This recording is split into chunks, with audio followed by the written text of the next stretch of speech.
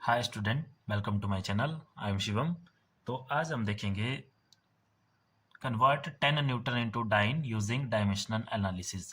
इससे पहले हमने पढ़ा था डायमेंशनल एनालिसिस के बारे में, जिसमें हमने डायमेंशंस पढ़े थे, डायमेंशनल फार्मूला, ये सब हमने देखा था फिजिकल क्वांटिटी के लिए। तो उसी डायमेंशनल एनालिसिस से रिलेटेड एक न्यूमेरिकल है हमारे पास। डायमेंशन एनालिसिस के दो तरह के न्यूमेरिकल आते हैं आप लोगों को, जिसमें एक टाइप के न्यूमेरिकल हम आज करेंगे। देखो, एक न्यूमेरिकल आता है आपका जिसमें आपको एक यूनिट से या एक सिस्टम ऑफ यूनिट से दूसरे सिस्टम ऑफ यूनिट में वैल्यू को चेंज करने को बोला होता है। जैसे इस न्यूमेरिकल में बोला हुआ है कन्वर्ट 10 न्यूटन इनटू डाइन। अब सबसे पहले तो ये बताएंगे कि ये जो न्यूटन है, न्यूटन ये किसके यूनिट है। तो ये जो न्यूटन है ये है एसआई यूनिट ऑफ फोर्स। इनको कन्वर्ट करने को बोला है डाइन में। अब डाइन किसके यूनिट है? डाइन भी फोर्स के यूनिट है, लेकिन डाइन है सीजीएस यूनिट इसके। तो यहाँ पे एक सिस्टम से दूसरे सिस्टम में इसकी यूनिट को चेंज करने को बोला है फोर्स के। तो एक तरह के न्यूमेरिकल ये हो गए। दूसरी तरह के न्यूमेरिकल होते हैं जो इक्वेशन है हमारे पास, जैसे इक्वेशन ऑफ मोशन होगी या कोई और भी इक्वेशन होगी, उस तरह की इक्वेशन दी होती है और बोला होता है कि इनको चेक करो डायमेंशनल एनालिसिस से कि ये इक्वेशन करेक्ट है या नहीं है। तो देखेंगे हम नेक्स्ट लेक्चर में। इसमें देखते हैं हम, जैसे हमारे पास देखो कन्वर्ट 10 न्यूटन इनटू डाइन, इस तरह का कोई भी न्यूमेरिकल अगर आपको आता है तो उसको कैसे करेंगे हम। तो देखो, इसमें स्टेप बाय स्टेप हम इसमें करेंगे। तो सबसे पहला स्टेप आप लोगों को वो पता होना चाहिए जो यूनिट आप लोगों को दिए हैं। जैसे यहाँ पे दिया हुआ न्यूटन एंड डाइन, तो ये सबसे पहले तो आपको ये पता होना चाहिए कि ये जो यूनिट है ये किस फिजिकल क्वांटिटी की यूनिट है और कौन से एसआई है और कौन से सीजीएस है। तो जैसे जो गिवन है उसके बारे में लिखेंगे सबसे पहले। जैसे न्यूटन है यहाँ पे, तो हमें पता है न्यूटन किसके यूनिट है। Newton is the SI unit of force. SI unit of force, जो न्यूटन है वो एसआई यूनिट के, सॉरी फोर्स के एसआई यूनिट है। ये हो गया आपका स्टेप फर्स्ट। अब स्टेप सेकंड में क्या करना आप लोगों ने, सभी में ऐसे ही करना। जो भी न्यूमेरिकल आपको आया होगा जो गिवन है उसके बारे में लिखेंगे सबसे पहले। अब जिस फिजिकल क्वांटिटी के ये यूनिट है उसका डायमेंशनल फॉर्मूला लिखेंगे सबसे पहले। तो फोर्स का डायमेंशनल फॉर्मूला, तो यहाँ लिखेंगे हम डायमेंशनल फॉर्मूला ऑफ फोर्स। तो फोर्स का डायमेंशन फॉर्मूला अब आपको लर्न होना चाहिए। अगर आपको ये नहीं आता निकालने तो इससे पीछे वाले वीडियो में हमने ये डायमेंशन फॉर्मूला निकालना सीखे थे, तो उसका लिंक डिस्क्रिप्शन में आप जाके देख सकते हैं। और फोर्स का डायमेंशन फॉर्मूला होता है dimension formula of force is equal to M L T minus two, क्योंकि होता है मास इंटू एक्सलेशन। तो मास के लिए एम और एक्सलेशन के लिए एल टी माइनस टू। तो ये हो गया इसका dimension formula M L T minus two. अब देखो यहाँ से क्या चाहिए हमें, यहाँ से चाहिए हमें इसके डायमेंशंस। तो डायमेंशंस मैंने आपको बताया था कि जो भी यहाँ पे फंडामेंटल फिजिकल क्वांटिटी की टर्म में इसको लिखा जाएगा, फिर उसकी जो पावर्स होगी वो उसके डायमेंशंस हो गए। तो उनको डिनोट करेंगे हम ए बी सी से। तो हेयर ए होगा हमारे पास, देखो जो एम की पावर है, तो एम की पावर है यहाँ पे 1। बी होगा जो एल की पावर होगी, तो बी की पावर भी 1 है, एंड सी की पावर कितनी आ जाएगी -2। क्योंकि जो हम देखेंगे इसको देखेंगे हम M A L B T C, ये इसकी जनरल टर्म है। तो यहाँ से ए बी सी की वैल्यू हम लोगों ने लिख लेनी है। ये हो गया स्टेप 2 कंप्लीट। सभी के सभी न्यूमेरिकल में ऐसे ही करना है आप लोगों ने। जो दिया हुआ यूनिट है वो पहचानना कि कौन सा एसआई है कि सीजीएस है।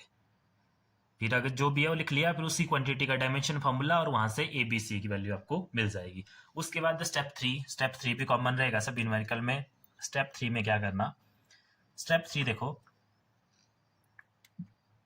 जो आपको गिवन है, जैसे गिवन है यहाँ पे 10 न्यूटन, तो ये एसआई सिस्टम का गिवन, और फाइंड आउट करने को बोला है डाइन में। डाइन है सीजीएस सिस्टम का। तो यहाँ रखना ध्यान, जिस सिस्टम का दिया हो उस सिस्टम को बनाएंगे लेफ्ट हैंड साइड में। जैसे इसमें हमें दिया हुआ है 10 न्यूटन, मतलब एसआई सिस्टम दिया हुआ है, तो एसआई सिस्टम बनाएंगे हम यहाँ पे लेफ्ट हैंड साइड में। तो एसआई सिस्टम, और दूसरी तरफ बनाएंगे जिसमें कन्वर्ट करना है सीजीएस सिस्टम। फिर इसके लिए क्या करना, जो फंडामेंटल फिजिकल क्वांटिटी है हमारे पास, मास लेंथ टाइम, उनके लिए यहाँ पे इस सिस्टम को बनाएंगे। जैसे मास को मान लो यहाँ पे m1, लेंथ होगी l1, टाइम हो गया t1। इसमें आ जाएगा हमारे पास मास m2, l2 length and t2 length. तो एसआई में मास को किस में मेजर करते हैं, वो लिखेंगे हम यहाँ पे 1 किलोग्राम में। लेंथ को इसमें मेजर करते हैं हम मीटर में, और टाइम को किस में मेजर करते हैं हम सेकंड में। तो ये आ गया 1 सेकंड। उसी तरह से सीजीएस में मास मेजर होता है आपका 1 ग्राम में, लेंथ मेजर होती है आपकी सेंटीमीटर में, और टाइम मेजर होता है आपका सेकंड में। इसमें ये सेकंड ही होता है। अब देखो ये सिस्टम तो कॉमन है, ये बनाना ही बनाना है हर एक न्यूमेरिकल में। ये सिंपल एसआई सिस्टम बनाया हमने, ये सीजीएस, जिसमें m1 मतलब मास, l लेंथ, t टाइम। तो दोनों सिस्टमों के लिए अलग बता दिया, इसके लिए m1 l1 t1 और इसके लिए m2 l2 t2। किलोग्राम में या ग्राम में या मीटर में या सेंटीमीटर में या सेकंड में, और यहाँ भी सेकंड में, टाइम तो दोनों सिस्टम में सेकंड में ही होता है। अब देखो 10 न्यूटन दी है हमें इसमें वैल्यू, एसआई सिस्टम में वैल्यू दी गई है इस फोर्स की, तो इसको मान लेंगे हम n1 इज इक्वल टू 10 और n2 हमने फाइंड आउट करना है। n2 क्या होगा, जो डाइन आएंगे आपके पास की कितने डाइन आएंगे उसको बोल देंगे हम n2। तो ये स्टेप 3, ये भी सभी के लिए कॉमन रहेगा, लेकिन ध्यान रखना जहां पे एसआई सिस्टम में दिया हुआ है, जैसे इसमें देखो एसआई में दिया था कन्वर्ट 10 न्यूटन इनटू सीजीएस, उसमें एसआई को लेफ्ट हैंड साइड में बनाएंगे।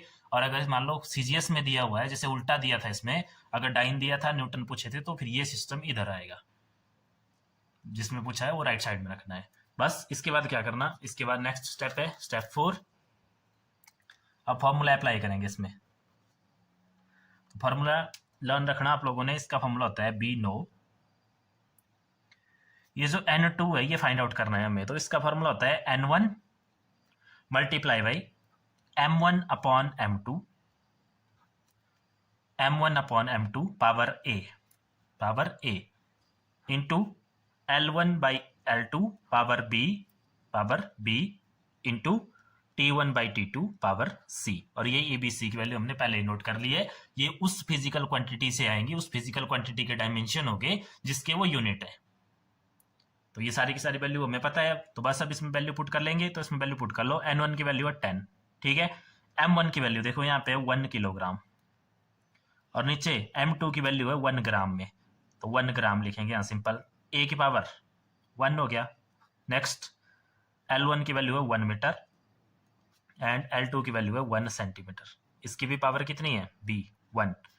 नेक्स्ट 1 सेकंड अपॉन 1 सेकंड, क्यों, क्योंकि t1 की वैल्यू भी 1 सेकंड है और t2 की वैल्यू भी 1 सेकंड है, टाइम को दोनों में सेकंड में ही मेजर करते हैं, पावर है -2। तो ये हमने सारी की सारी वैल्यू इसमें पुट कर ली। क्लियर है इतना? देखो दोबारा देख लो एक बार, फॉर्मूला क्या है, n2 is equal to n1 into m1 by m2 power a, l1 by l2 power b, t1 by t2 power c। और ये सिस्टम आपने ऐसे बनाना है, ऐसा ही सिस्टम है, आप इसको लिख भी सकते हैं ऐसे कि इसमें मास को मेजर करते हैं हम, इसमें ये लेंथ के लिए हो गया और ये टाइम के लिए हो गया। और ये जो हमें गिवन सिस्टम जो दिया था जिसमें 10 न्यूटन की बात की गई थी, तो n1 की वैल्यू आ गई 10 और n2 की हमें फाइंड आउट करनी है। तो बस ये सारा आ गया, अब इसको सॉल्व करना है सिंपल। तो देखो इसको सॉल्व कैसे करेंगे, स्टेप बाय स्टेप इसको सॉल्व करेंगे। अब देखो हम इसको सॉल्व करेंगे, सबसे पहले यहाँ पर 10, इस 10 को ऐसे रहने दो।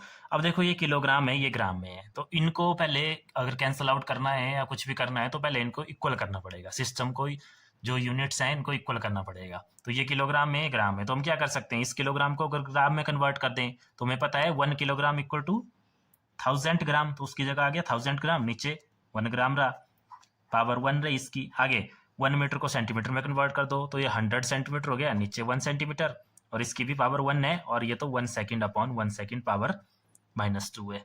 तो ये हमने कन्वर्ट कर दिया। देखो ये कहाँ से आया, क्योंकि हमें पता है, क्या पता है, 1 किलोग्राम इक्वल टू 1000 ग्राम और 1 metre is equal to 100 centimetre, और सेकंड तो पहले से इक्वल है। या इसको आप यहाँ भी लिख सकते हैं, जैसे जो हमने सिस्टम बनाया था एसआई सिस्टम, अगर इसको किलोग्राम को हमने ग्राम में कन्वर्ट करना है तो कितना है, ये 1000 ग्राम, उसी तरह से ये कितना है 100 सेंटीमीटर, क्योंकि अगर ये इक्वल होंगे यूनिट तभी आप इनको कैंसल आउट कर पाएंगे।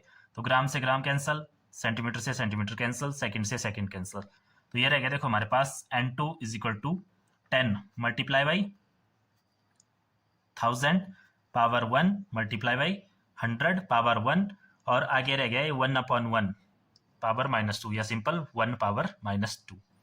अब देखो इसको 10 इंटू 1000 की पावर 1 को सिंपल क्या लिखेंगे हम, 1000, और 100 की पावर 1 100, और 1 की पावर -2 कितना होता है, तो 1 की पावर जो मर्जी हो माइनस में, उसका आंसर हमेशा 1 नहीं होता है। कैसे, देखो अगर 1 की पावर -2 का मतलब है 1 अपॉन 1 स्क्वायर लिख सकते हैं ना इसको, क्योंकि 1 की पावर है माइनस ऊपर, नीचे आके क्या हो जाएगी, positive.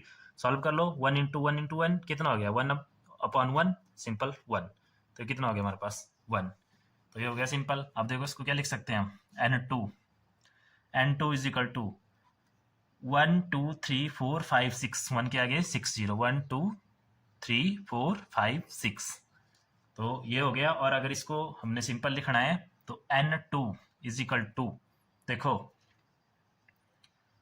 10 into 10 raise to power क्योंकि इसको हम और क्या लिख सकते हैं, ऐसे भी तो लिख सकते हैं इसको 10 इंटू 5 जीरो आगे एक जीरो वाला कर ली तो सिंपल हो गया हमारे पास 10 into 10 raise to power 1 2 3 4 5 10 raise to power 5। तो ये आ गई n2 की वैल्यू। अब n2 था हमारे पास डाइन में और n1 था हमारे पास न्यूटन में। तो उसका मतलब है कि हम कर रहे थे 10 न्यूटन को कन्वर्ट, तो 10 न्यूटन इज इक्वल टू कितना आ गया, 10 into 10 raise to power 5 dyne, simple. और अगर इसको 10 न्यूटन अगर इसको इकट्ठा करके लिख लें तो ये कितना हो जाएगा, 10 इंटू 10 5 कितना हो जाएगा, 10 रेज़ टू पावर 6 डाइन। तो इसका मतलब है 10 न्यूटन कितने डाइन के इक्वल होता है, 10 रेज़ टू पावर 6 डाइन। और अगर 1 न्यूटन की बात करें यहाँ से, 1 न्यूटन इज इक्वल टू, तो कितना हो जाएगा, देखो 10 मल्टीप्लाई में यहाँ आके डिवाइड हो जाएगा, तो 10 की पावर 6 अपॉन 10 डाइन, और एक 10 से एक 10 कैंसिल, तो बच जाएंगे 10 की पावर 5 डाइन। तो 1 newton is equal to 10 raise to power 5 dyne. तो ये था आपके पास न्यूमेरिकल जिसमें कन्वर्ट करने का बोला था 10 न्यूटन को। तो 10 न्यूटन को एक बार देख लो दोबारा क्या क्या किया हमने। सबसे पहले तो ये पता करना कि जो यूनिट में चेंज करने को बोला है वो यूनिट हैं किस फिजिकल क्वांटिटी के। तो जैसे यहाँ न्यूटन और डाइन, तो न्यूटन इसके ऐसा यूनिट थे फोर्स के और डाइन थे इसके सेल्सियस यूनिट। तो पहले तो वही लिख लेना कि Newton is SI unit of force, तो बस उसी का डायमेंशन फार्मूला से आपको इसके डायमेंशंस मिल जाएंगे। डायमेंशंस क्या होते हैं, एम एल और टी की जो पावर्स हैं वो तो नोट कर लिया, एबीसी में वो वैल्यू आ गई। स्टेप 3 में आपने टेबल बनाना है, एक तरफ एसआई सिस्टम का एक तरफ सीजीएस सिस्टम का, सिर्फ बेस क्वांटिटी के लिए, मास लेंथ और टाइम के लिए ही। तो मास हमें पता है एसआई में मेजर करते हैं 1 किलोग्राम में, लेंथ 1 मीटर में, टाइम सेकंड में, और इधर ग्राम सेंटीमीटर सेकंड। और n1 की वैल्यू दी हुई है यहाँ पे 10 और n2 की हमें फाइंड आउट करनी है। ये ध्यान रखना एसआई बनेगा लेफ्ट साइड में उस केस में जहां पे आपको गिवन एसआई सिस्टम में है और फाइंड आउट करना है सीजीएस के लिए। अगर उल्टा बोला है जैसे सीजीएस का दिया हुआ है और एसआई का निकालना है तो फिर इसको इधर ले आना, ऐसे भी हो जाएगा लेकिन फिर n1 की वैल्यू निकलेगी क्योंकि फिर n1 पे क्वेश्चन मार्क आएगा, तब n1 की वैल्यू निकलेगी। अगर इसी तरह से करना है तो ऐसे करना है इसको, बस फिर फॉर्मूला लगाना है इसका, n2 is equal to n1 m1 upon m2 की power a into l1 upon l2 की power b into t1 upon t2 की पावर c। इसमें वैल्यू पुट कर देंगे, इनको इक्वल कर लेंगे, जैसे किलोग्राम को ग्राम में कन्वर्ट कर लेंगे, मीटर को सेंटीमीटर में, सेकंड तो सेकंड में ही है। बस फिर इसको सॉल्व करेंगे और हमारे पास सिंपल आंसर आ जाएगा। तो ये था न्यूमेरिकल। अब ये जो किया इसके नोट्स आपको मिल जाएंगे पीडीएफ में, तो ये आपने ध्यान से देख लेना। और इसी तरह के और भी न्यूमेरिकल है जो हम नेक्स्ट लेक्चर में करेंगे। आज के लिए इतना ही काफ़ी। Thank you.